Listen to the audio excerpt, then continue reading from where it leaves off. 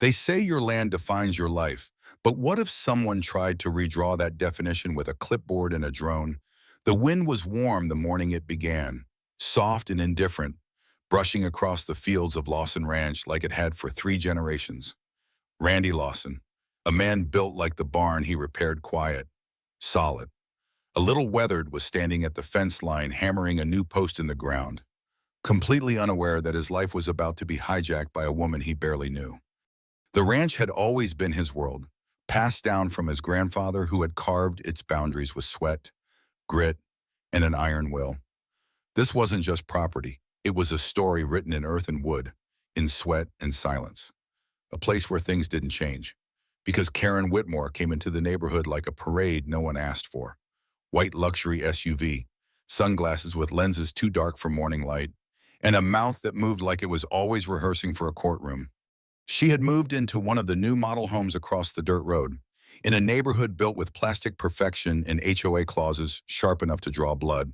To most people, Randy's ranch was just an old patch of dirt with too many chickens and a tractor that looked like it remembered the Cold War.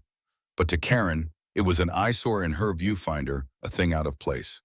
And in Karen's world, things out of place needed to be fixed. It started subtly, a letter in the mailbox. Then another. Noise violation, livestock detected. Trash bin left visible past collection time. Unauthorized agricultural equipment. Randy had chuckled the first time he read one.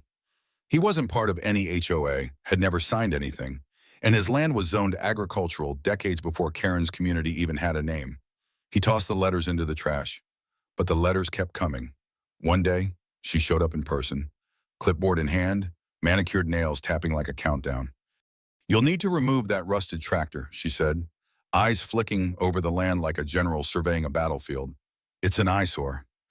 Randy looked up from the truck engine he'd been working on and didn't even blink. "That tractor's been here longer than your HOA," he said. "Longer than your house. Probably longer than your attitude." She scribbled something and marched away, heels stabbing into the gravel like accusations. Then came the drone. At first, Randy thought it was some teenager messing around, but when he shot it down with a slingshot and found a tiny HOA logo sticker on the side, he realized this was no kid's toy. Lucy, his 16-year-old niece who stayed with him on weekends, posted a picture of the wreckage online. When Karen sends her flying monkeys, she wrote, the post went mildly viral on the town's Facebook group. That didn't help. Karen's visits increased. She began measuring things at the fence line, planting tiny red flags in the soil and claiming parts of his land were actually community property. That was the moment the tone changed from annoying to invasive. Randy went to the county office and pulled the full deed history, zoning maps, and GPS overlays, then laminated them like armor. "It's not about your documents," Karen said the next time she showed up. "It's about maintaining the vision of our community." Randy didn't respond. What could he say to a woman who believed her neighborhood's fantasy bled across legal boundaries? And then Lucy became a target. One Saturday afternoon, she was doing homework on the porch when Karen stormed up screaming about juvenile loitering and property values. When Randy asked her to leave, Karen called him hostile.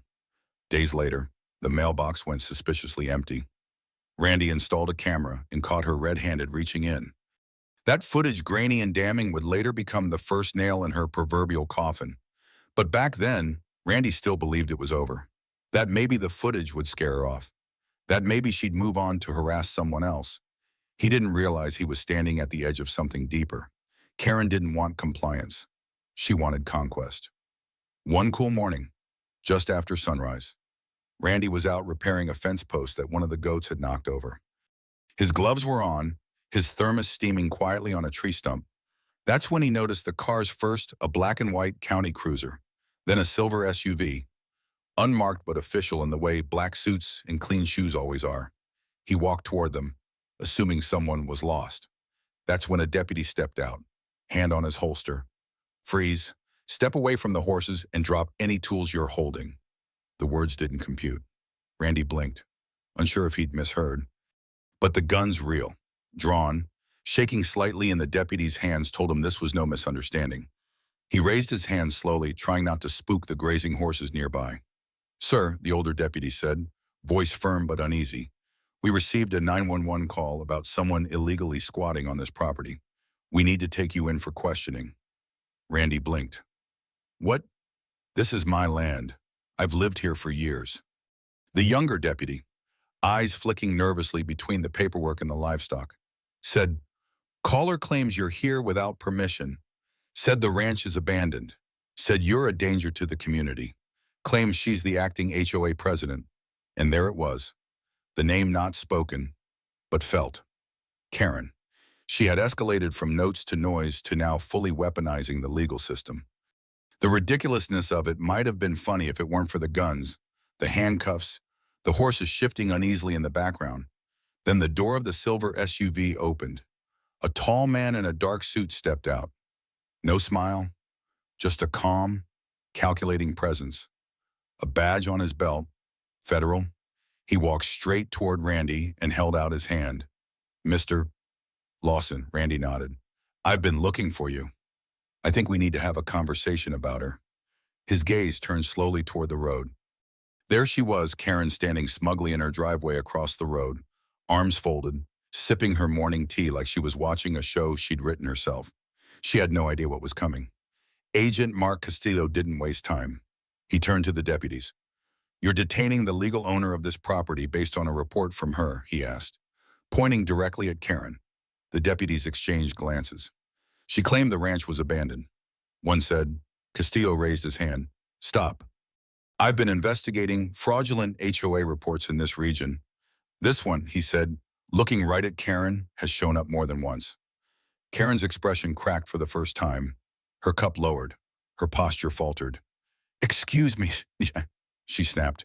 Who are you to barge in here, Department of Housing and Urban Development? Castillo replied, I specialize in HOA fraud and land misappropriation. You could have heard the wind change. Lucy, who had come out with her phone recording the entire exchange, whispered, This is so going online. Karen tried to retreat. This is a misunderstanding. She stammered, but Castillo was unrelenting. You flew drones over private land. You opened someone else's mailbox. You filed 3 false reports in 2 months.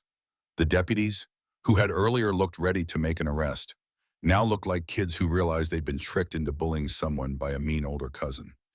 Then came the final blow. Castillo pulled out a folder and handed it to the younger deputy.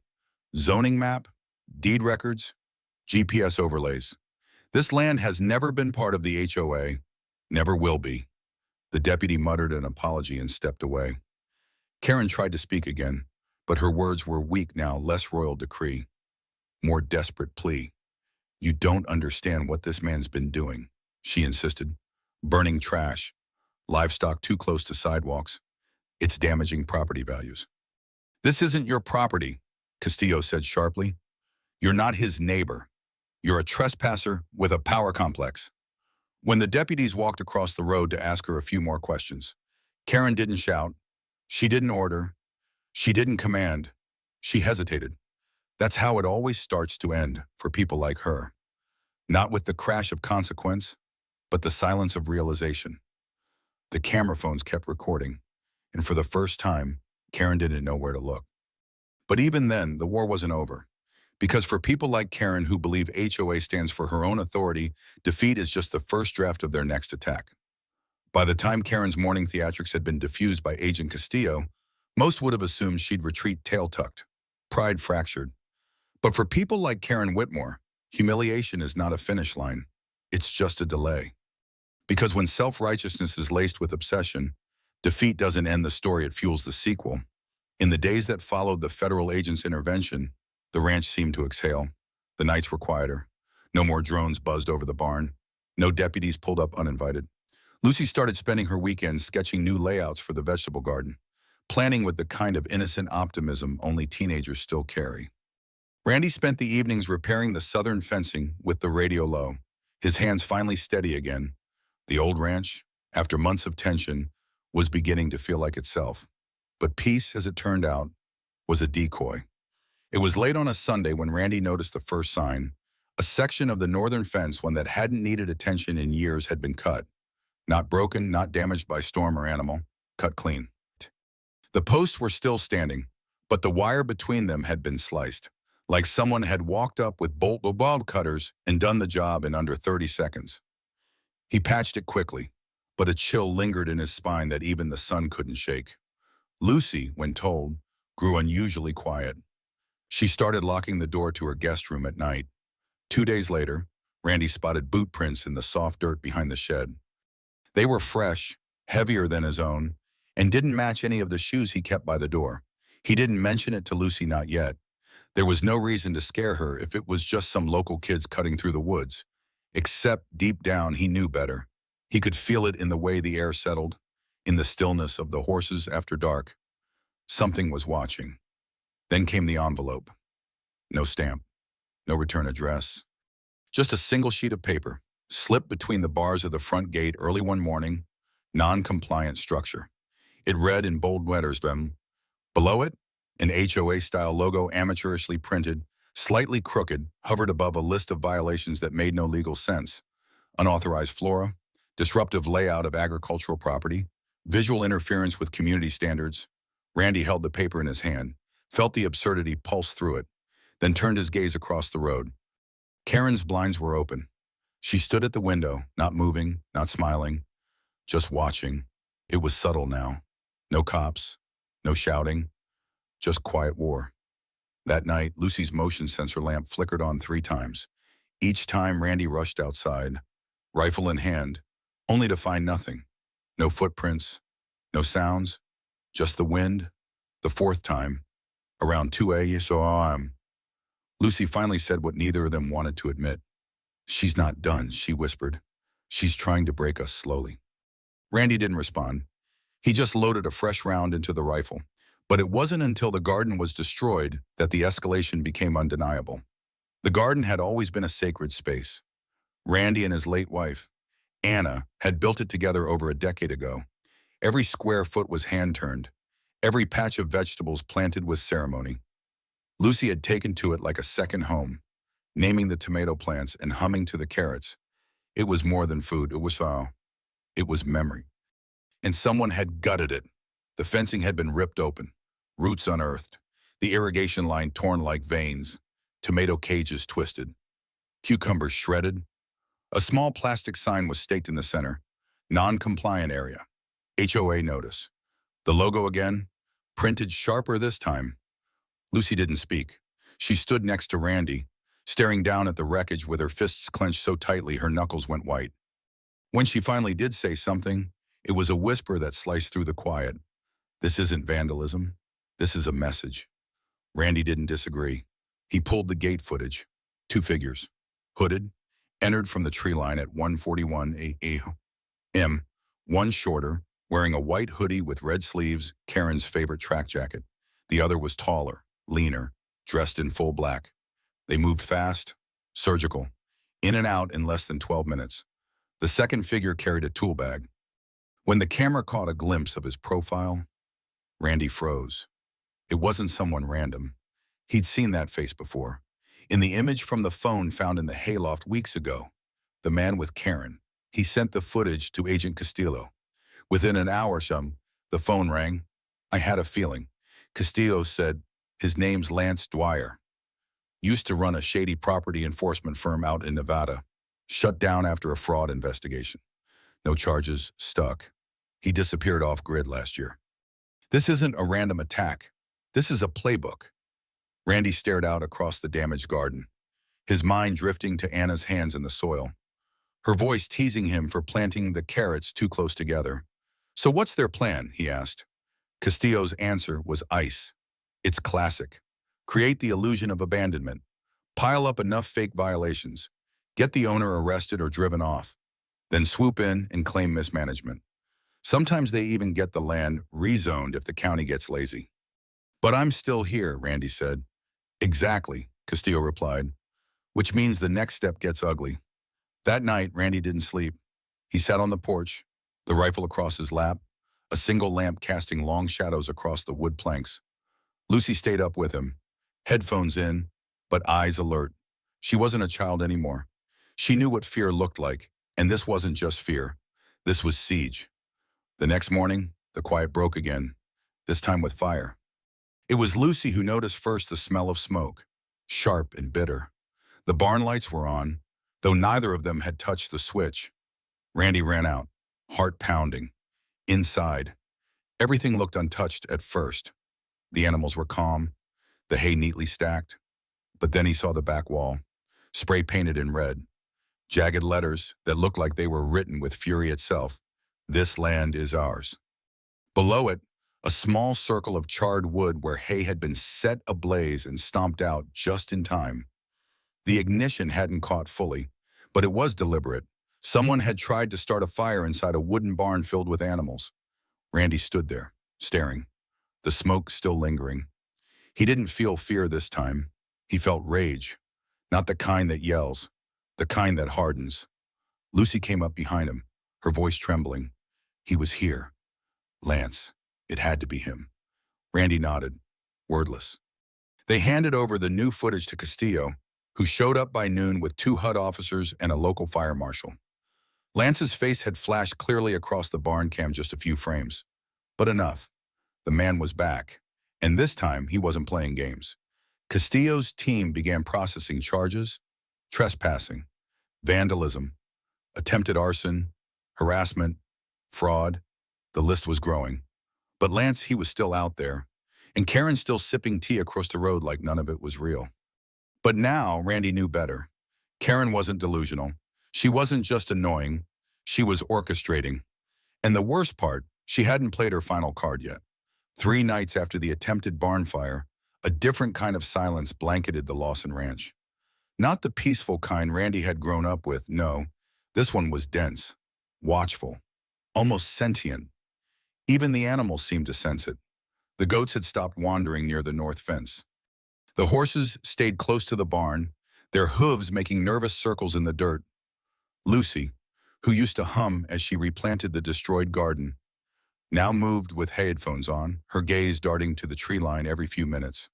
The land, once a place of quiet pride and generational strength, had become a battleground of nerves. Randy knew it wasn't over, not with Lance still out there. And certainly not with Karen, who had barely left her house in days but whose porch lights now stayed on till dawn. 2 nights ago, Randy had spotted a van parked just beyond the edge of the property, tucked behind overgrown brush. It was too far for a license plate, but close enough to make his chest tighten. When he approached, it was gone, vanished like smoke. It had left only tire tracks and a crushed can of off-brand energy drink. Randy sent photos to Agent Castillo, who confirmed it matched the same vehicle Lance had been seen using at a hotel upstate. "He's circling," Castillo said. "People like him don't give up easy. He's waiting for the right crack to slip through." And the crack came through fear, through invasion, and ultimately, through surveillance. Randy had begun double-locking every door, reinforcing windows with metal latches. Lucy helped install 2 more motion-activated lights and 5 new trail cameras deeper into the surrounding woods. They weren't just defending the property now, they were building a perimeter. But the sense of violation wasn't just physical. It became personal again the moment Randy opened his inbox. It was a simple email. No subject line, no message, just a single attachment. When he clicked it, a photo filled the screen, grainy but unmistakable. It was of him and Lucy, sitting on the porch, taken through the kitchen window. The timestamp showed it had been taken 2 nights prior. The angle, that angle meant someone had been inside the house, or at least reached the porch.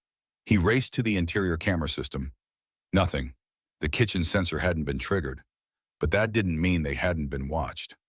The next day, while checking the attic above the barn, a space he hadn't touched in months, Randy found what he had dreaded, but somehow expected: an old camping mattress, empty food wrappers, and a dented thermos. A hideout. Someone had lived here, not long ago. Tucked behind the far corner, half buried beneath a loose hay bale, was a spiral notebook.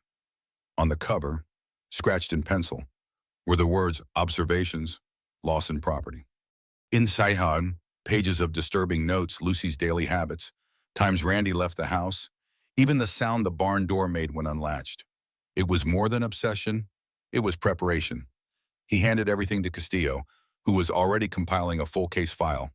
They lifted fingerprints from the thermos and notebook, confirmed Lance Dwyer. "This isn't just trespassing anymore," Castillo muttered as he flipped through the pages. "This is strategic harassment, and it's escalating." When Randy asked if they could arrest Karen based on her connection to Lance, Castillo sighed. We need a concrete bridge between them. She's careful. She lets him act in the dark while she stays in the light, but the light was beginning to flicker. A day later, Randy received a court summons. Karen was suing him for emotional distress. The claim was surreal. She accused him of publicly humiliating a community leader, of deliberately inciting hostility, and most absurd of all, traumatizing her with his livestock's presence in unsightly machinery. Lucy read the document aloud in disbelief, then broke into laughter. She's traumatized by goats, she said, wiping a tear from her eye. But Randy didn't laugh. He knew lawsuits like these were designed not to win, but to drain. Time, energy, resources. Castillo agreed. She's flipping the script. She wants to paint herself as the victim before the fire damage case hits court. It's a deflection tactic. We've seen it before. Fortunately, Randy had already retained Melanie Parker, a local lawyer with a reputation for dissecting nonsense with surgical precision. This, she said, flipping through Karen's filing, is legally pitiful. But we'll still counter with everything she's done. You'll win, but it's going to drag. Meanwhile, Lucy had taken to documenting everything: photos, videos, time-stamped logs. Her digital archive was beginning to resemble an FBI evidence board. She even started a private blog called Life with HOA Karen, where she chronicled the madness with equal parts sarcasm and fury. One of her entries, the Mailbox Chronicles, was already being shared in local online forums. Karen must have seen it because the next day she posted a public video calling herself a concerned homeowner unfairly targeted by rural extremists. It had 12 views. 8 of them, Lucy suspected, were Karen herself. But while lawsuits simmered and digital wars brewed, Lance struck again. This time at the main gate, Randy woke to the sound of steel grinding. When he ran outside, the automatic gate had been jammed open. One of the support arms had been unbolted, hanging at a crooked angle like a broken elbow. Near the edge of the gravel, he found a trail of cigarette ash and tire tracks heading north. The footage from the driveway cam showed Lance's silhouette again this time, with what appeared to be a pry bar. His face, partially turned toward the camera, revealed a smirk. Castillo arrived an hour later, eyes dark. He's taunting now. It's not just tactical, it's personal. Lucy, staring at the footage on her phone, murmured, "He wants us to feel cornered." But Randy wasn't backing down. If anything, the damage had solidified his resolve. He filed a fresh police report and sent a cease and desist letter to Karen's legal team, which Melanie composed with clinical venom. Your client's continued interference with Mr. Lawson's property, directly and via proxy, will be met with both civil and criminal consequences. It read. Karen didn't respond, not publicly. But that night, Randy found a second letter taped to his mailbox. No envelope, just red ink on yellow paper. You won't win. It read, the land is already ours. You're just holding it for now. Lucy photographed it, bagged it, and handed it to Castillo. He had the handwriting compared to Lance's previous threats. It matched. We're getting close, he said. He's sloppy now. Getting bolder means getting reckless. Still, Randy reinforced the barn again, added deadbolts to every entrance, installed a secondary gate beyond the first. This wasn't about paranoia anymore. It was about preparation, because the enemy wasn't just outside. It was legal. It was strategic, and it had a face in both the daylight and the dark. Then came the breakthrough. A hotel clerk from 2 towns over recognized Lance from the security footage circulating online. He'd checked in under a fake name. The clerk, suspicious after seeing news coverage of the HOA saga, called the tip line. Castillo moved quickly. A warrant was issued.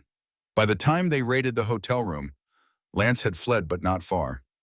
He was caught trying to escape through a back stairwell, slipped on a puddle, and broke his ankle in the process. When they cuffed him, he was still shouting.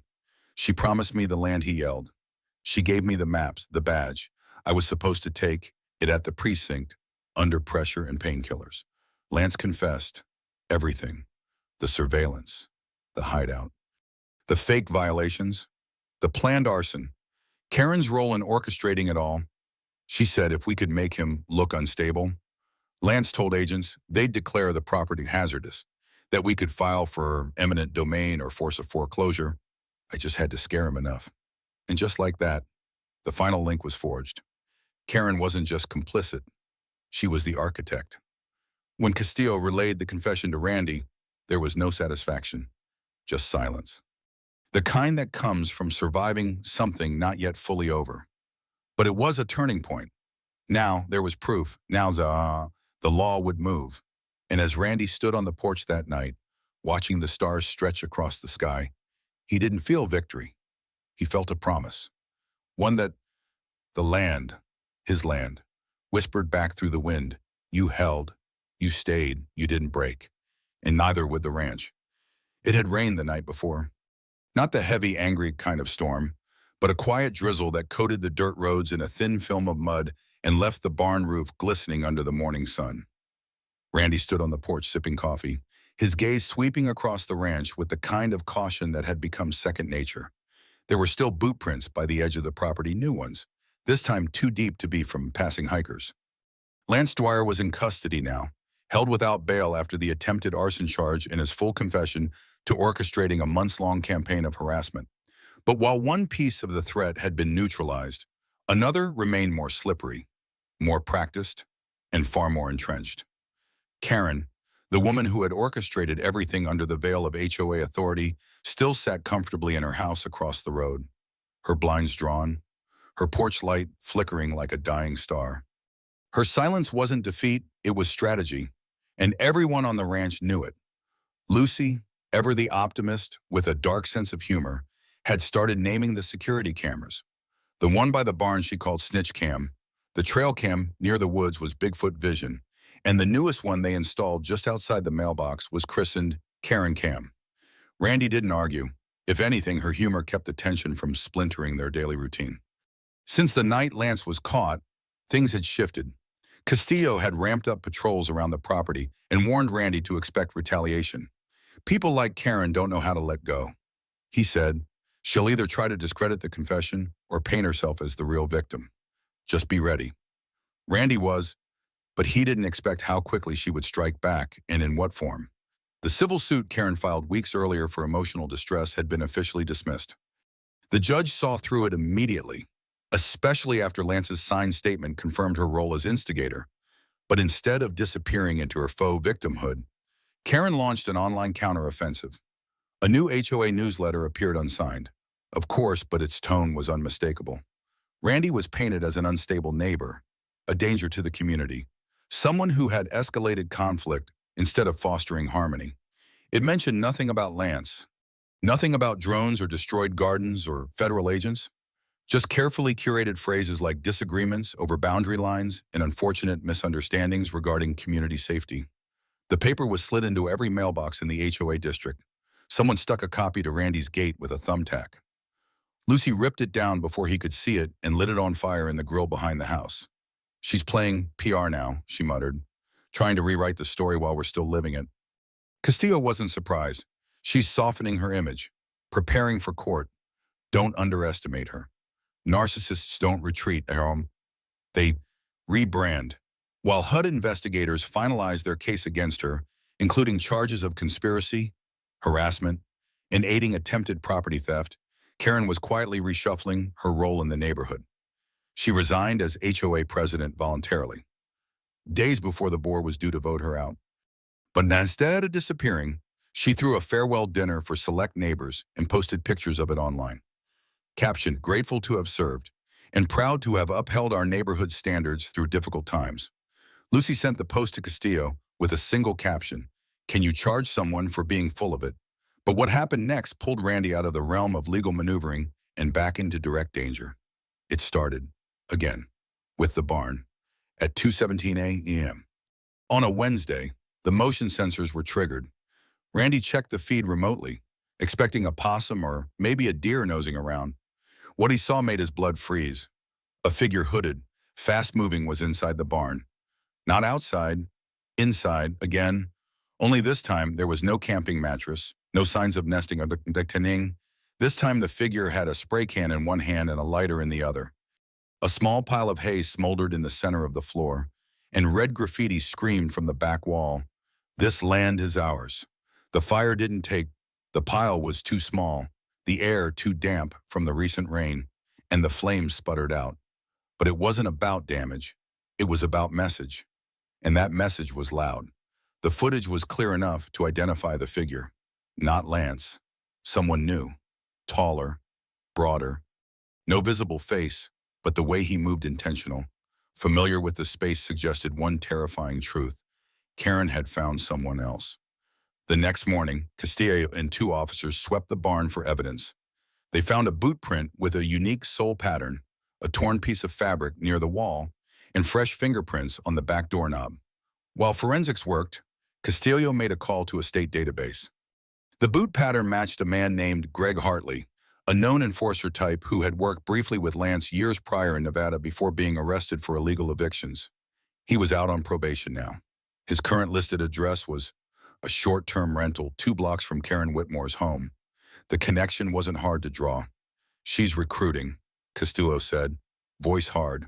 With Lance locked up, she's bringing in replacements. If that guy had succeeded in starting a real fire, the barn would have gone up in minutes. Animals, tools, everything. Randy didn't flinch. Then we give them nothing, he said. Not fear, not ground, not an inch. Still, it wasn't easy. That night, Lucy didn't sleep. Randy found her sitting on the kitchen floor at 3:80 a.m., clutching her sketch pad like a shield. I don't understand how someone can hate us this much, she said. We never did anything to her. Randy crouched beside her, his voice a gravel whisper. It's not about hate. It's about control. She can't stand that we won't bend to her world. 2 days later, Castillo served Karen a formal notice of pending charges. It was the first time she had been directly confronted by law enforcement since Lance's arrest. Neighbors watched from their driveways as HUD officers stood on her porch. Karen tried to maintain her composure, but cameras captured the tension in her jaw, the way her hands fidgeted with the edge of her robe. That video made it online too, posted anonymously and spread like wildfire in local groups. Suddenly, the same community she'd manipulated with whispers was seeing another side. Not the poised defender of property values, but a woman being served federal documents on a porch once draped in HOA banners. But Karen wasn't done. 3 days after the charges were served, Randy found a package on his porch. No postage. Inside, a ceramic garden gnome, shattered into pieces, and a note that read, "Let's see how long your peace lasts." Lucy started shaking when she saw it. This is her. Even if she didn't drop it, it's her signature. Castillo now had enough to press for a restraining order, but Randy wasn't interested in distance. He wanted accountability. That weekend, the new HOA president, Mara Jenkins, who had turned on Karen the moment the Lance scandal broke, invited Randy to speak at their community meeting. Not to scold, to share, to tell the story from his side. He agreed. Lucy came too. They brought photos of the ranch before and after the sabotage, photos of Anna's garden, of the barn's graffiti, of the fake HOA violation signs. When Randy spoke, it wasn't with anger, it was with clarity. He didn't ask for sympathy, just awareness. This isn't just about one ranch, he said. It's about boundaries, not just of land, but of behavior, of decency.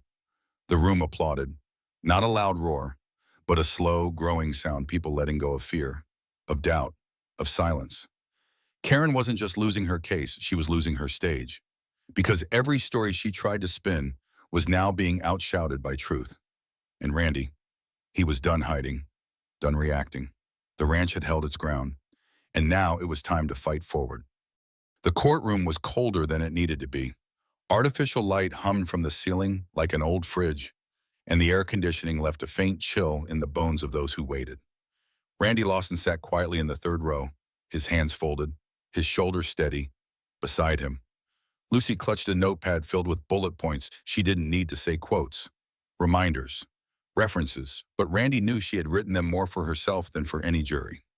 It had been months since the first false HOA notice appeared on his gate, months since the fence was sliced, the garden ruined, the barn nearly burned, and now, finally, they were here, facing her. Karen Whitmore sat across the room in beige, no longer in bright-colored power suits or curated blazers, just muted tones, flat hair, and silence. She looked smaller than before, not because she had changed, but because the illusion had Lance Dwyer, the man who had lived in the barn and terrorized the ranch, was wheeled in next. His ankle was still in a cast, and his expression was that of a man who had lost the script but refused to admit it. He scowled at the floor like it owed him something. When the judge entered, the room straightened. What followed wasn't dramatic, not in the way movies might script it, but it was final. It was surgical. The district attorney presented Castillo's compiled case with precision, a timeline of harassment, evidence of forged documents, surveillance footage of vandalism, forensic links between Karen's printer and the fake HOA notices, the GPS logs from Lance's burner phone, and his full confession. The kicker was the hidden audio recording Lucy had taken during a neighborhood block party a month prior when Karen, not knowing the phone in Lucy's pocket was recording, bragged about teaching that rancher a lesson and knowing how to make squatters disappear the legal way. The judge listened to the recording without expression, but the courtroom leaned forward like a forest just before lightning hits. Then came the statements. Randy spoke without drama. He didn't talk about revenge or fury. He talked about Anna, about the soil she loved, the garden she built, and the sound of horses in the morning that had grounded 3 generations of Lawsons. This isn't just land, he said. It's memory, it's identity, and that's what they tried to take. Not just my rights, but who I am on this land.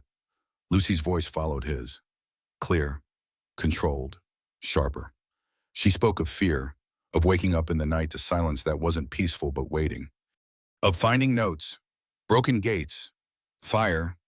I'm 16, she said, but I know what psychological warfare feels like. The room was silent after she spoke. Even the defense attorney for Karen didn't object. Karen, when called to speak, declined. She shook her head, lips pressed tight. The judge turned to her directly. You not only abused your position, Ms. Whitmore, he said, you constructed a false system of authority and used it as a weapon. You conspired with a known criminal to falsify property claims, destroy private assets, and endanger lives. And then, after all that, you painted yourself as the victim while orchestrating targeted harassment. This court finds you guilty on all charges: conspiracy to defraud, harassment, malicious mischief, trespassing, and attempted land theft. She didn't blink. She just stared ahead. And when the sentence came, 12 months in county jail, a $60,000 restitution order to the Lawson family, and a permanent ban from HOA leadership in any state jurisdiction, she flinched. Just once, a tiny recoil, like the mask she wore had finally cracked down the middle. Then it was Lance's turn. The judge didn't bother repeating the list of charges. The prior record spoke for itself. You were the knife in her hand, the judge said, and for that, you'll serve 7 years in state prison. No parole for the first 3. Lance tried to argue, to speak, but the bailiff was already moving. As he was wheeled out, he shouted toward Randy. This isn't over, she promised me more. But no one answered him. Not the judge, not Karen, not Randy. That promise was dead. Outside, the world had changed. Reporters waited on the courthouse steps, microphones outstretched, cameras rolling. A story about a rancher defending his land from an abusive HOA had caught attention beyond the county. Local news, regional, even one national outlet. Randy didn't speak much. He simply said, sometimes the only thing left to do is stand, not run, not retaliate, just stand. Lucy, by contrast, smiled and gave the camera a fist bump. And get a good lawyer, she added. Castillo, watching from a distance, smirked. That weekend, Mara Jenkins, the new HOA president, who had helped undo Karen's grip, hosted a neighborhood event. Not in the HOA cul-de-sac, but at the ranch. Mara had personally asked Randy if she could. It's symbolic, she said. We need to reset things, and we need to do it on the land that reminded us what communities should actually mean. Randy agreed, though he asked Lucy to plan most of it. She set up a long wooden table in front of the garden, now blooming again with tomatoes and wildflowers. She sold jars of homemade jam with labels that read, reclaimed, not compliant. The proceeds went to a local youth shelter. Children ran through the fields. Neighbors shook Randy's hand, some for the first time. And as dusk painted the barn in golden hues, Castillo showed up in plain clothes holding a small wooden plaque. Community Defender. It read, presented to Randy Lawson. Randy accepted it with a rare smile. Still think it's ironic, he muttered. I've spent most of my life just trying to be left alone. That's exactly why it matters, Castillo replied. The sun dipped low. Lights were strung from fence posts to porch beams. Dogs barked. Laughter returned to a place that had known only tension.